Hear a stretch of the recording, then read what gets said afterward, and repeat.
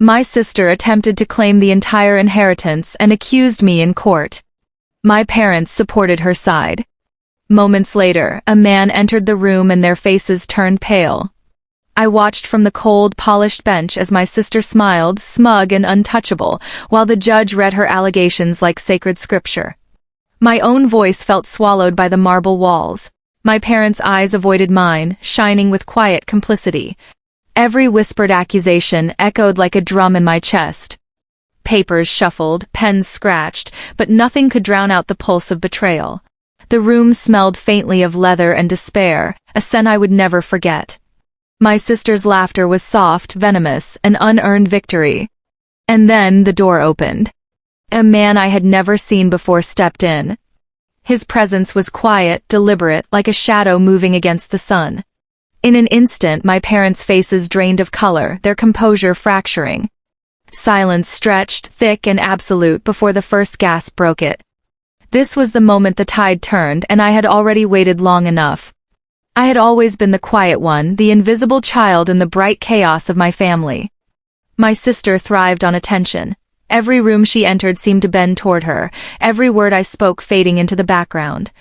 My parents. They never noticed the way I stayed late at school, fixing projects no one would praise, or how I watched my sister take credit for things I had built. I learned early to speak softly, to disappear, to keep a ledger of grievances in my mind rather than on my lips. It wasn't fear, it was strategy. Every slight, every dismissive glance, every "you're fine, don't worry about it," became a thread in a pattern I memorized. I was careful, meticulous, watching their weaknesses like a map of invisible cracks. Even love, when it came from them, felt conditional, do what they noticed or vanish entirely. Yet I didn't resent them openly. I learned patience. I learned timing. And most importantly, I learned that those who underestimate you always leave the largest openings for the quietest, smartest moves. They had never guessed I was cataloging everything, storing it for a day that would come silently, and finally, inexorably. The courtroom air was thin, punctuated by the soft scrape of chairs and the occasional cough. My sister leaned forward, her eyes glinting with triumph, each word measured, deliberate. She didn't need to shout. Her calm conviction carried the sting of accusation far more effectively. My parents nodded subtly at her statements, their faces masks of concern that barely concealed satisfaction. I felt it in every small gesture. The way my mother's eyes flicked toward me with a fleeting judgment, the way my father's hand lingered over hers, as if to underline her point. The clerk handed me a file. I opened it slowly, letting the weight of her words sink into me. Every paragraph was a tiny betrayal, twisting my actions, erasing my presence, rewriting history. I swallowed hard, keeping my hands steady, even as the heat of anger crept behind my ribs.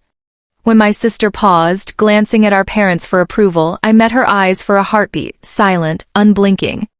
My calm made her smirk falter, just a fraction. The room hummed with expectation. Every slight, every whispered glance, every subtle nod built a tension so precise it felt almost physical, like a bowstring drawn taut, ready to release at the perfect, silent moment. I felt it then, a cold clarity cutting through the fog of humiliation. Enough.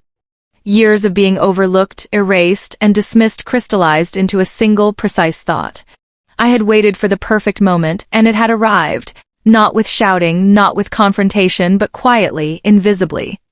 The files, the testimonies, the hidden documents I had spent months gathering, they were all here, within reach, and for the first time, they could speak louder than my sister ever could. I watched her again, smug and untouchable, and my pulse slowed. The courtroom seemed to contract around me, every tick of the clock a drumbeat to a plan already in motion. My parents' faces were taut, smiles frozen in uncertainty, suspicion flickering across their features. I realized they had never seen me coming, not this calm, this deliberate. I rose slowly, letting my presence fill the space. I handed the stack of evidence to the judge, my voice steady, measured. Every paper was a mirror reflecting the truth they had ignored. The room stilled, breaths caught, eyes widening. My sister's smirk wavered, my parents' skin paled. In that quiet, controlled instant, the tide shifted. The injustice that had seemed insurmountable moments ago now hung suspended, fragile under the weight of undeniable truth. I had waited. Now it was time to act. I didn't rush. Revenge wasn't about theatrics, it was about precision. I spent weeks retracing every claim my sister could make, mapping out every loophole she had counted on. Contracts, bank statements, property deeds, I scrutinized them all, cross-referencing every signature, every date, every footnote. My years of working in corporate audits gave me an advantage. I could see the inconsistencies most people overlooked. I built a quiet network of professionals who owed me favors. A lawyer who specialized in estate disputes, a notary who remembered minor irregularities, and a financial consultant who had the patience to reconstruct the hidden trail of assets. Each step was calculated to avoid alerting her, my parents, or even the court until the final irreversible moment. I rehearsed my movements mentally, imagining how the judge would react to each piece of evidence. I knew exactly how my sister would try to intercept, how my parents might hesitate. Everything was accounted for, every contingency anticipated. By the time the day arrived, I carried nothing but calm confidence. My hands were steady, my mind clear. The stage was set, the pieces in place.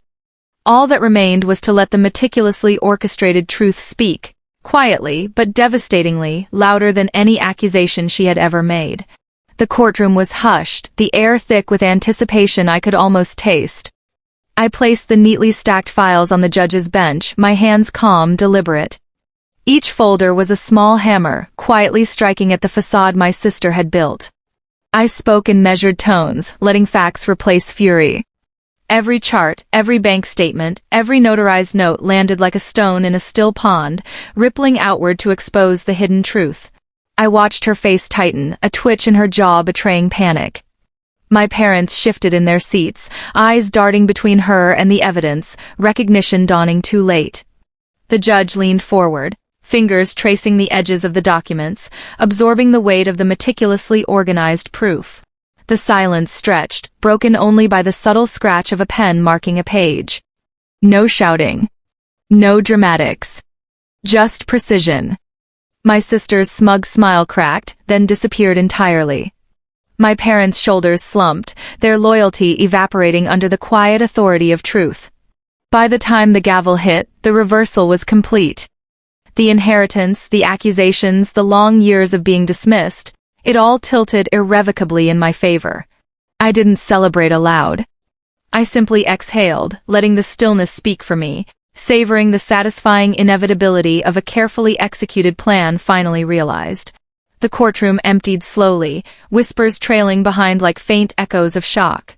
My sister's face remained pale, lips pressed into a thin line, eyes darting to my parents who now avoided her gaze entirely. The years of favoritism, the casual dismissals, they all dissolved in the wake of truth. I noticed the subtle tremor in my mother's hand, the way my father's shoulders sagged as though the weight of their choices had finally struck home. People who had watched silently now lingered, murmuring about the quiet, unassailable way I had turned the tables. Respect replaced pity in the eyes of colleagues and acquaintances who had long assumed I was the forgotten child, the one too timid to act. I felt a small, private satisfaction, not from humiliation but from reclaiming what had always been mine. Reputation, once fragile in the hands of those who doubted me, was restored by undeniable evidence. Relationships shifted subtly. Some cracked irreparably, others recalibrated with a wary respect. I realized self-worth wasn't about loud victories. It was the patience to wait for the moment when truth could speak without embellishment. The audience should care because everyone has faced being underestimated, dismissed, or overlooked. This is a story of quiet resilience, proof that patience, strategy, and unflinching calm can transform injustice into triumph. I walked out of the courthouse alone, letting the quiet settle around me like a long-awaited exhale. The tension that had lived in my chest for years finally loosened, replaced by a calm that felt almost unfamiliar, clean, deliberate, earned. I didn't gloat. I didn't need to. The injustice had been corrected, not by rage, but by patience and clarity. I had learned that power isn't always loud. Sometimes it is the steady, unwavering presence of someone who refuses to be invisible. My parents didn't approach me that day. Their silence was a reflection of their reckoning, not mine. I understood now that closure isn't about reconciliation. It's about owning your own truth and carrying it forward without hesitation. My sister's smirk, once a constant shadow, was gone, replaced by a careful, cautious demeanor that spoke volumes without a word. The future felt open, a quiet horizon I could navigate on my own terms. I planned to build, to live deliberately, to surround myself with those who recognized effort and integrity. And as I stepped into the sunlight, I realized that sometimes the most profound revenge isn't in punishment. It's in standing, unshaken, finally seen, finally whole.